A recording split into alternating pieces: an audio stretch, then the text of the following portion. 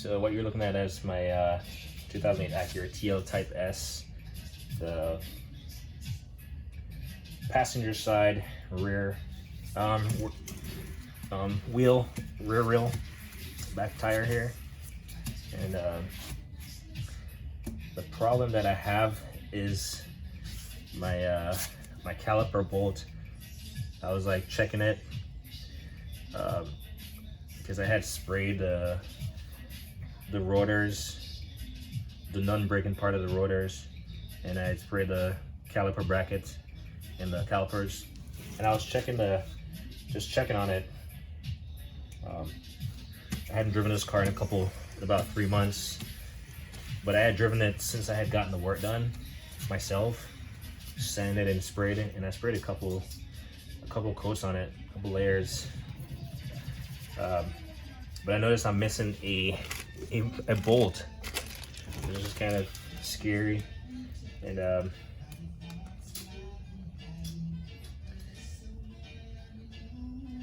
this is I got the bolt from Honda.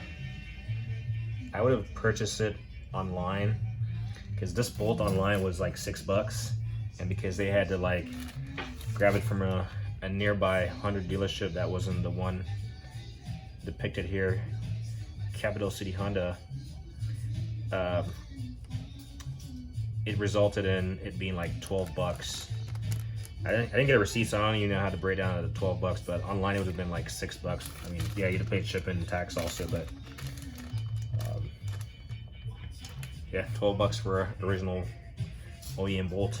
So literally this one bolt I'm gonna replace, and when I noticed it, I didn't drive the car, so I'm gonna take out the tire and reinsert that bolt. I should have looked up I need to look at the torque specs for them, but I'm gonna snug it up a bit. I had snugged up the rest of the bolts on it already, so I'm confident they're fine. But I'm gonna remove this wheel and stop with a blabber. But before I do that, I'm just gonna check, pull that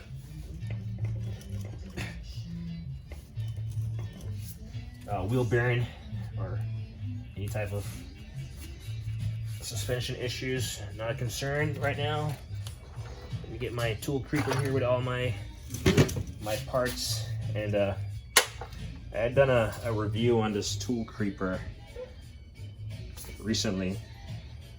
I don't like calling it a review because I don't really consider myself doing reviews. I like talking about stuff that I have, if it helps someone else. But yeah, this is a tool creeper, and as you can see, this has all the components that I'm going to use to work on this. And you might say, why so much? Because I had done this before, and I had to put that on to reposition the car, so I have these tools out already. I didn't just know I was going to use them. But we'll remove this tire, this wheel.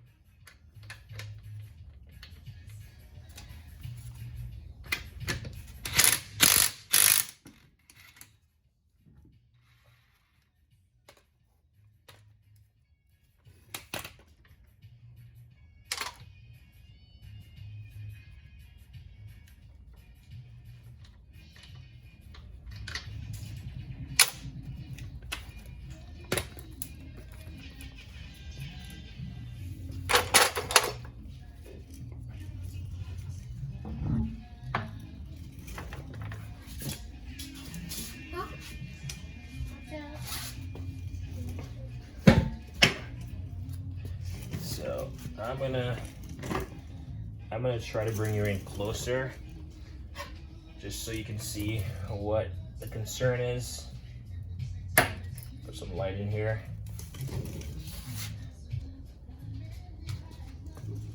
So this is the issue.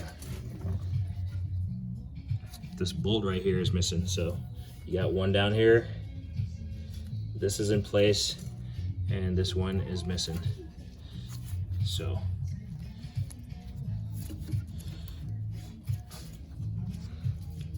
and you can see the play.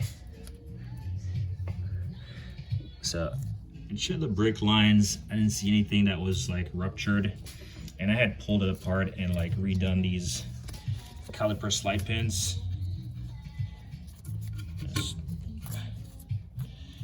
I had redone this caliper slide pins. My biggest concern is that if I obviously these have like really tight tolerances for, you know, just tight tolerances for movements. So if I had applied too much spray to it, and it's obviously now a little bit thicker, so I'm watching it and seeing if that's, I'll watch it more closely to see if that's what caused the issue. I'm just glad it didn't like break. I'm just glad it didn't break. So there's nothing lodged in it. At least I don't think so. I didn't really check to see if there was anything broken off inside the caliper slide pin bolt there. But that's what we're gonna get reinserted here with my one 14mm bolt. So let me get that tightened up, and this should be a really sharp video. You want a video? Come hold this. Hold it. Okay. You want to hold it steady? Mm-hmm. Point it right there. Okay. Nope, like hold it right there. Can you hold it still? Yeah. Okay. But that's shaky the video now, no? You look so shaky. You want to sit down? Yeah. That'll help you? Mm-hmm. All right. Sit down right here. And hold it. Go back. Hold it steady. You hear me? Mm-hmm. All right. Teach you to be a videographer. Say it. Anyway. So this is, it looks to be the same bolt. So we won't put anything on it. We'll just reinsert it. And it looks like it's going in nicely. Almost too easy in my opinion. It went in so easy. Wait, yeah, Konfa. What are you calling that? Oh, they're calling that the timer? Yeah. Okay. The timer. Yep. Easy yourself. When you go inside your car, to hear me? Yeah. So this went in so easy. I'm just, it's crazy how easy it went in. You just, so I can't really push it in.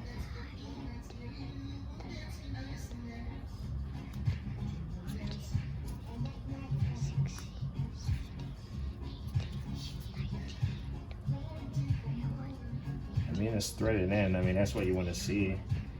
But it's kind of going in so easy. It's like, damn, is this the correct bolt? I mean, yeah, I could remove the bottom one, but I really don't want to deal with that right now. And like you see, point it down here. Carter, stop the counting, man. Yeah, help me out on it. You can see down here that I had painted it, and obviously the part where it makes contact came off. So I'll probably end up sanding this stuff clean. And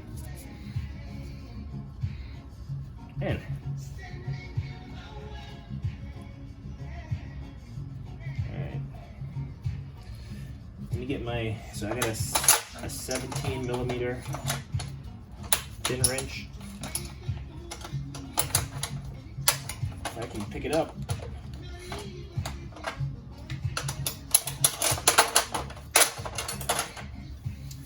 Got a 17mm thin wrench.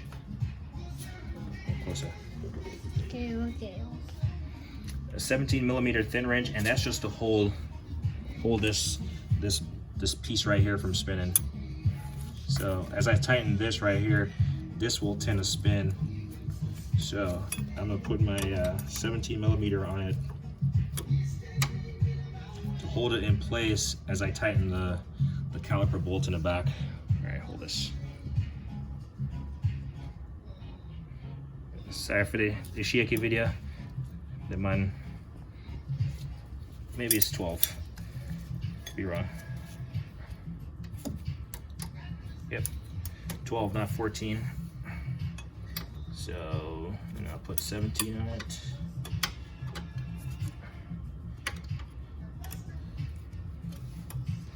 Try to keep my hand out of the frame a little bit, and then we'll get this tightened down.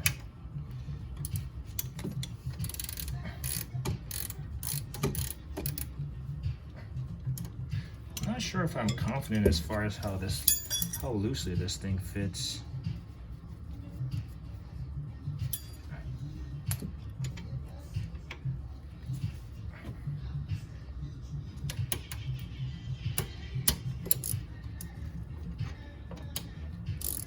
All right, here we go. Starting to tighten up. I can feel it.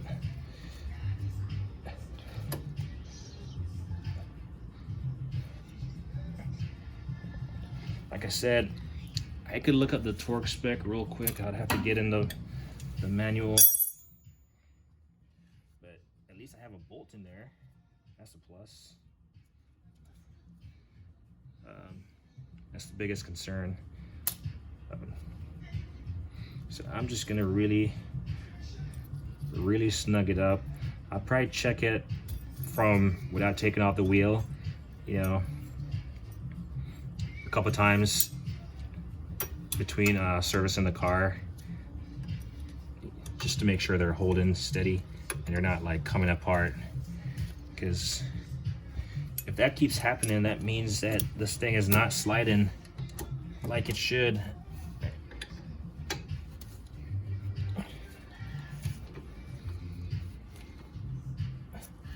It could mean that it's not sliding like the way it should, even though when I checked the piston, it wasn't locked up. The caliper slide pins, they weren't dry, they were greased up nicely. And they were sliding back and forth. All right. I looked up the torque spec for that because I do have the manual for the car. But I just wanted to get that on there. So it definitely feels better having this thing in place.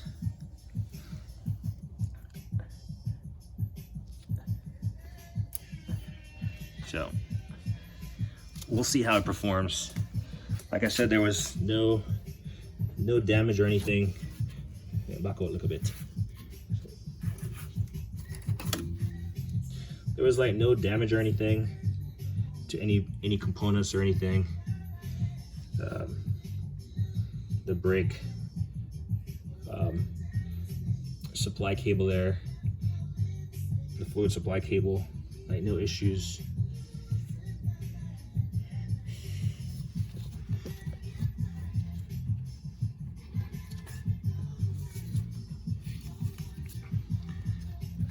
But yeah, so moral of the story, especially if you know how to work on your own car, check your stuff, you know, after driving it for a while, you know, oil change, brakes or whatever, go back and check it, make sure stuff did not, like, you know, start falling apart, because this could have been really bad. Had both of these screws come undone, this thing could have ripped off and, you know, caused all kind of damage to the car. Definitely been a more expensive fix. Yeah, I'm gonna look up the torque spec for it because I'm just curious. Especially if it happens next time, I'm definitely gonna torque it to spec. I'm probably gonna, like, if it happens again, I'm probably gonna take the entire unit apart, clean up all the grease and everything, all the lubrication, because I'm using this this brake parts lubricant, Permatex Ceramic Extreme. that's what I use. But yeah, I think I'm gonna call it that for right now.